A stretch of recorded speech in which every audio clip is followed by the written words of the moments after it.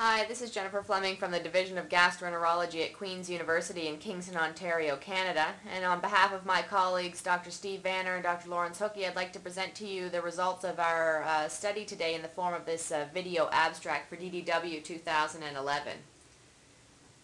As gastroenterologists, we're all aware that bowel preparation prior to colonoscopy is essential in order to get a good view of the colonic mucosa. PICOSALAX is a low-volume bowel preparation that's been available here in Canada since 2004 and is soon to be approved by the US FDA. Recently, many studies have shown that the practice of split-dosing bowel preparation into half of the bowel preparation being consumed the evening before and half the preparation consumed the morning of colonoscopy results in superior cleansing compared to the traditional dosing of taking the whole bowel preparation the evening before colonoscopy. However, the optimal dosing of PICOSALAX has not yet been studied, and that's the aims of our trial I'm presenting today. This was a prospective randomized endoscopist-blinded trial conducted at our outpatient hospital in Kingston, Ontario. We invited all patients over the age of 18 who were undergoing outpatient elective colonoscopy to participate. I've outlined the exclusion criteria here below, and I wanted to emphasize that this was a non-industry funded study.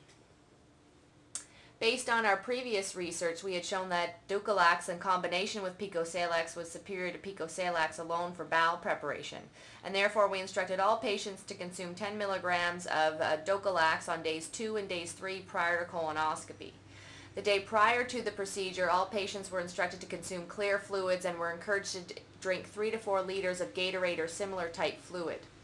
Those randomized to the traditional dose group the night before their procedure took their first package of PICOSALAX at 5 p.m. and their second package at 10 p.m. Those patients randomized to the split dose group took their first package at 7 p.m. the night before colonoscopy and their second dose at 4 hours prior to their scheduled colonoscopy time on the same day. All patients then underwent colonoscopy by one of 8 endoscopists at Hotel Dieu Hospital. Our primary outcome was the ability to cleanse the bowel based on the Ottawa Bowel Preparation Score, and we also looked at secondary outcomes of the more subjective Aronchick scoring system, and we also wanted to assess the ability to cleanse the right side of the colon. We also wanted to look at the difference between morning and afternoon procedures and ensure that this was both safe and tolerated by the patients. Here's the results of our randomization. Our study took place between October 2008 and March of 2010. And we had 109 patients in the traditional dose arm and 113 patients in the split dose arm with Ottawa Bowel Preparation Score for final analysis. There was no difference between the two groups with respect to baseline patient characteristics or indication for colonoscopy. Here's the results of our primary outcome. As you can see, the split dose group showed improved Ottawa Bowel Preparation scores in all aspects of the scoring system. Here on the left is the total overall score, which was significantly improved in the split dose group, and this was mostly due to improvements in our ability to cleanse the right side of the colon with almost a 1-point drop in the Ottawa Bowel Prep score on the right side. We were also able to show that this was consistent for both morning as well as afternoon procedures. These are the results of the Aronchick scoring system. As I mentioned previously, this is a more subjective overall scoring system of bowel cleansing. As you can see, in the split dose group, there was many more patients who either had an excellent or a good preparation compared to those in the traditional group, where there was more patients who had either a fair, poor, or inadequate bowel preparation. We define film in the right colon as that sticky adherent film that requires washing in order to view the mucosa underneath. And as you can see, there was many more patients in the traditional dose group who still had residual film compared to those in the split dose group.